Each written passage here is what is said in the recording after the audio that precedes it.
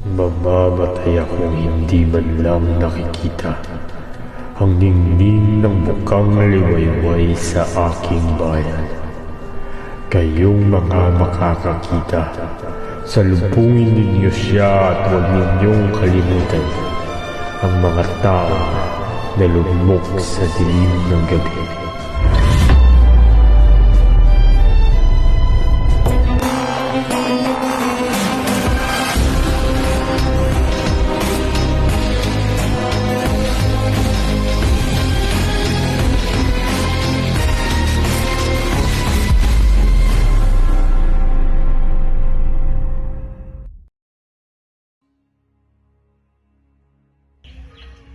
Hindi mo alam ang sakit na nagtulak sa akin dito.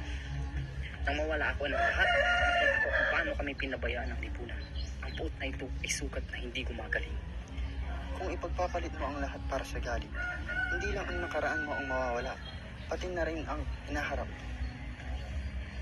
Pangarap? Wala nang pangarap, Basilio. Ang tanging paraan para makamit ang kalayaan ay sa pamamagitan ng paghiganti. Hindi na ako maghihintay pa. Ang pagwasak, Basilio, ay tanging paraan para ang mga tao ay makalaya. Ang bagyo ito ang magdadala ng bagong umaga. Hindi ko na kayang magantay. At kung ikaw ang mawala, ano ang mangyayari sa akin? Hindi ko na kayang maging biktima pa. Ito ang tanging paraan, paglalaban ko. Ang mga kaluluwa ng mga namatay ay magiging gabay ko. Tama na, Simon. Hindi ko na alam kung paano kita matutulungan.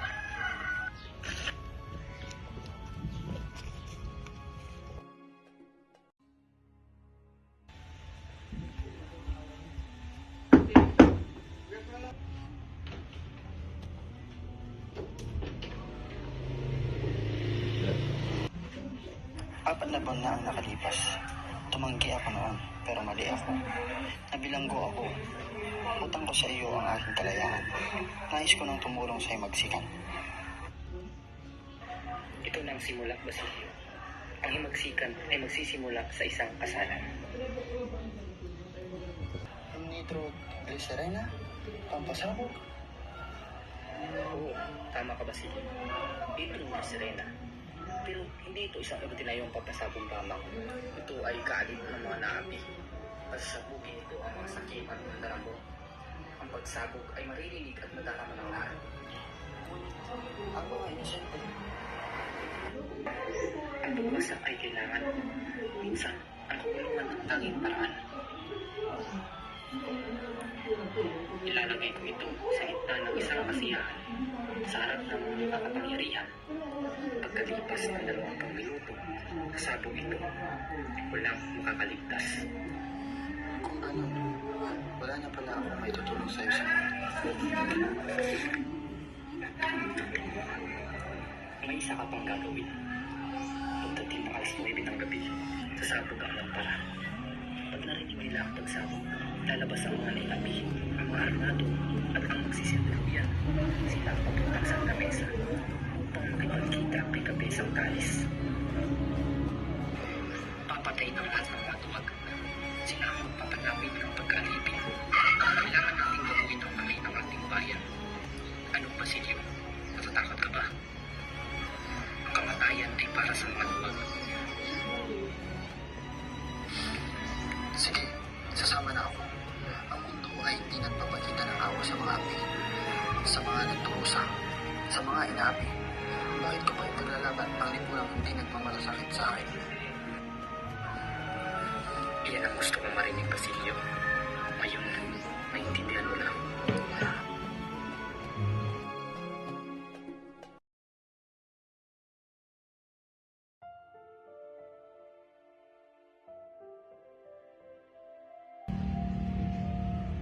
Siya na ba iyon?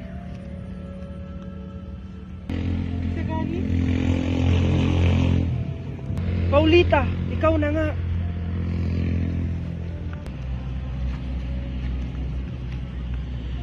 Ang ganda na ng lugar na ito, Isagani. Ibinabalik ko ang aking alaala sa iyo.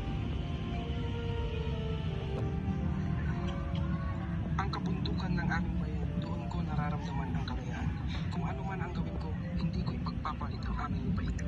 Mas mahal mo pa ba ang iyong bayan kaysa sa akin, Sigani?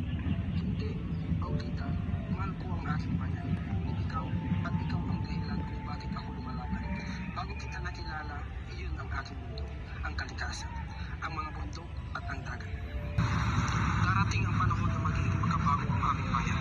Kaya tayo ay makikinabang sa progreso at magkakaroon ng riles, kalsada at industriya. Lahat ng ito magaganap sa malapit na hinaharap. At kung hindi mangyari, Sagani, paano kung wala? Kung ako'y mamamatay, Paulita, mamamatay akong masaya. Ang iyong mga mata ang magsasabi sa buong mundo na ako'y namatay para sa karapatan ng ating bayan. At iyon ang magiging aking pamana. Paulita! Kailangan mo nang umuwi! Baka magkasikit ka pa!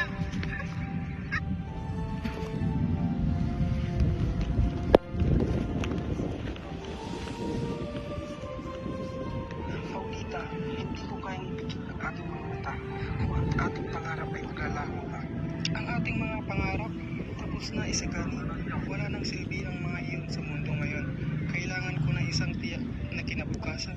Kung ganun, iniwan mo na ako. Iniwan mo na ang lahat ng pinaglaban natin kay Juanito. Isagani, hindi mo maiintindihan. Ang mundo natin ay hindi kasi perfecto ng mga pangarap na ito. Paulita, bakit ka pa nakikipag-usap kay Isagani? Si Juanito ang nararapat sa iyo.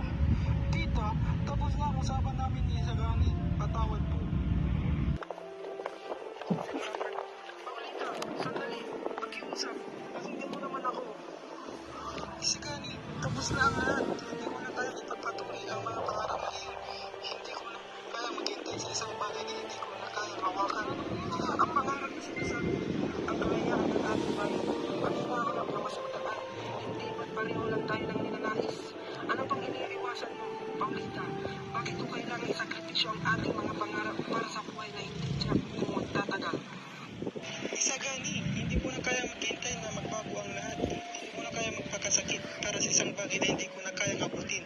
Ang buhay ko ay hindi lamang para sa pagmamahal, kundi sa mga desisyon na magbibigay sa akin ng tiyak na bukas.